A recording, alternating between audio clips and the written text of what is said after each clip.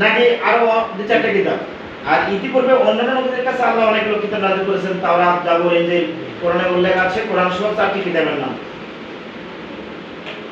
তো কোরআন যদি আমাদের ধর্মীয় কিতাব হয়, আল্লাহর পক্ষ থেকে সিলেবাসের অন্তর্ভুক্ত কিতাব হয়, তো সেই কিতাবটা তো আমাদের জানতে হবে। তো জানতে গিয়ে আমাদের পিতৃভাষা মাতৃভাষা হলো বাংলা, আর কোরআনের ভাষা আরবি। আমাদেরকে কোন ভাষায় কোরআন জানতে হবে? জানার জন্য মাতৃভাষা, পড়ার জন্য আরবি ভাষা। পড়া মানে রিডিং, বুঝে বুঝে নাই নাই, বুঝে বুঝে নাই নাই এই।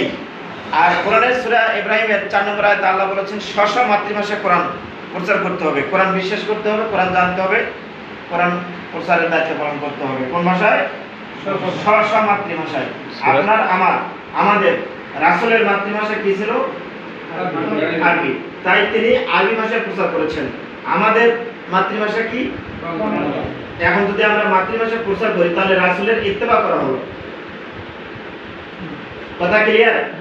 রাসূলের মাতৃভাষা ছিল আরবি, আমাদের মাতৃভাষা বাংলা। এখন আমরা এইভাবে না বুঝে যদি অপব্যাখ্যা করি যে রাসূল আরবি ভাষায় কথা বলেছেন তাই আমাকেও আরবি ভাষায় কথা বলতে হবে, তাহলে আমার জনগণ কি আরবি ভাষা বোঝে? বুঝবে না। যেমন ছুরির উদাহরণ,